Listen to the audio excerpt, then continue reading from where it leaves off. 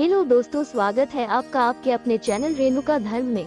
आज मैं आपको हनुमान जी और शनि देव के बीच हुए युद्ध के बारे में बताऊंगी। पर इससे पहले अगर आप चैनल में नए हैं तो चैनल को सब्सक्राइब करें ताकि हमारी हर वीडियो आप तक सबसे पहले पहुंचे। तो चलिए शुरू करते हैं। शनि के नाम से ही हर व्यक्ति डरने लगता है। शनि की दशा एक बार शुरू हो जाए तो 7.5 साल बाद ही पीछा छोड़ती है। लेकिन हनुमान भक्तों को शनि से डरने की तनिक भी जरूरत नहीं। शनि ने हनुमान को भी डराना चाहा, लेकिन मुंह की खानी पड़ी। आइए जाने कैसे। महान पराक्रमी हनुमान अमर है। पवन पुत्र हनुमान रघुकुल के कुमारों के कहने से प्रतिदिन अपनी आत्मकथा का कोई भाग सुनाया करते थे। उन्होंने कहा कि मैं एक बार संध्या समय अपने आराध्य श्री राम का स्मरण करने लगा तो उसी समय ग्रहों में पाप ग्रह मन गति सूर्य पुत्र शनि देव पधारे। वो अत्यंत कृष्ण वर्ण के भीषणाकार थे। वो अपना सिर प्रायः झुकाए रखते हैं, जिस पर अपनी दृष्टि डालते हैं वो अवश्य नष्ट हो जाता है। शनिदेव हनुमान के बाहुबल और पराक्रम को नहीं जानते थे। हनुमान ने उन्हें लंका में दशग्रीव के बंधन से मुक्त किया था। वो हनुमान जी से विनय पूर्वक किंतु कर्कश स्वर में बोले, हनुमान जी, मैं आपको सावधान करने आया हूँ। त्रेता की बात दूसरी थी, अब कलयुग प्रारंभ हो गया है। भगवान वासुदेव ने जिस क्षण अपनी अवतार लीला का समापन किया उसी क्षण से पृथ्वी पर कली का प्रभुत्व हो गया। ये कलयुग है। इस युग में आपका शरीर दुर्बल और मेरा बहुत बलिष्ठ हो गया है। अब आप पर मेरी 7.5 की दशा प्रभावी हो गई है। मैं आपके शरीर पर आ रहा हूँ। शनिदेव को इस बात का तनिक भी ज्ञान नहीं था कि रघुनाथ के चरणाश्रितों पर काल का प्रभाव नहीं होता। करुणा निधान जिनके हृदय में एक क्षण को भी आ जाते हैं, काल की कला वहाँ सर्वथा निष्प्रभावी हो जाती है। प्रारब्ध के विधान वहाँ प्रभुत्वहीन हो जाते हैं। सर्व समर्थ पर ब्रह्म के सेवकों का नियंत्रण संचालन पोषण प्रभु ही करते हैं। उनके सेवकों की ओर दृष्टि उठाने का साहस कोई सुर असुर करे तो स्वयं अनिष्ट भाजन होता है। शनिदेव के अग्रज यमराज भी प्रभु के भक्त की ओर देखने का साहस नहीं कर पाते। हनुमान जी ने शनिदेव को समझाने का प्रयत्न किया, आप कहीं अन्यत्र जाएं। ग्रहों का प्रभाव पृथ्वी के मरणशील प्राणियों पर ही पड़ता है। मुझे अपने आराध्य का स्मरण करने दें। मेरे शरीर में श्री रघुनाथ जी के अतिरिक्त दूसरे किसी को स्थान नहीं मिल सकता। लेकिन शनिदेव को इससे संतोष नहीं मिला। वो बोले, मैं सृष्टिकर्ता के विधान से विवश हूँ।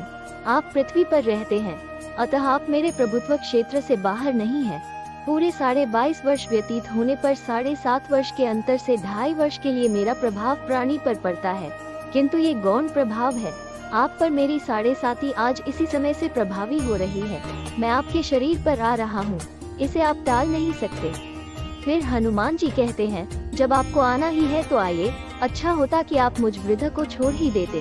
फिर शनिदेव कहते हैं, कलयुग में पृथ्वी पर देवता या उपदेवता किसी को नहीं रहना चाहिए। सबको अपना आवास सूक्ष्म लोकों में रखना चाहिए। जो पृथ्वी पर रहेगा वो कलयुग के प्रभाव में रहेगा और उसे मेरी पीड़ा भोगनी पड़ेगी। और ग्रहों में मुझे अपने अग्रज यम का कार्य मिला है। मैं मुख्य मारक ग्रह हूँ और मृत्यु के सबसे निकट वृद्ध होते हैं, अतः मैं वृद्धों को कैसे छोड़ सकता हूँ। हनुमान जी पूछते हैं, आप मेरे शरीर पर कहाँ बैठने आ रहे हैं। शनिदेव गर्व से कहते हैं, प्राणी के सिर पर। मैं 2.5 वर्ष प्राणी के सिर पर रहकर उसकी बुद्धि विचलित बनाए रखता हूँ। मध्य के 2.5 वर्ष उसके उदर में स्थित रहकर उसके शरीर को अस्वस्थ बनाता हूँ। वह अंतिम 2.5 वर्ष पैरों में रहकर उसे भटकाता हूँ। फिर शनिदेव हनुमान जी के मस्तक पर आ बैठे तो हनुमान जी के सिर पर खाज हुई। इसे मिटाने के लिए हनुमान जी ने बड़ा पर्वत उठाकर सिर पर रख लिया। शनिदेव चिल्लाते हैं, यह क्या कर रहे हैं आप। फिर हनुमान जी कहते हैं, जैसे आप सृष्टिकर्ता के विधान से विवश हैं वैसे मैं भी अपने स्वभाव से विवश हूँ। मेरे मस्तक पर खाज मिटाने की यही उपचार पद्धति है और आप अपना कार्य करें और मैं अपना कार्य। ऐसा कहते ही हनुमान जी ने दूसरा पर्वत उठाकर सिर पर रख लिया। इस पर शनिदेव कहते हैं, आप इन्हें उतारिए, मैं संधि करने को तैयार हूँ। उनके इतना कहते ही हनुमान जी ने तीसरा पर्वत उठाकर सिर पर रख लिया तो शनि देव चिल्ला कर कहते हैं, मैं अब आपके समीप नहीं आऊँगा। फिर भी हनुमान जी नहीं माने और चौथा पर्वत उठाकर सिर पर रख लिया। शनिदेव फिर चिल्लाते हैं, पवन कुमार त्राही माम रामदूत आंजनेयाय नमः। मैं उसको भी पीड़ित नहीं करूँगा जो आपका स्मरण करेगा। मुझे उतर जाने का अवसर दे। हनुमान जी कहते हैं, बहुत शीघ्रता की, अभी तो 5वां पर्वत शिखर बाकी है। और इतने में ही शनि मेरे पैरों में गिर गए और कहा, मैं सदैव आपको दिए वचनों को स्मरण रखूंगा। आघात के उपचार के लिए शनिदेव तेल मांगने लगे।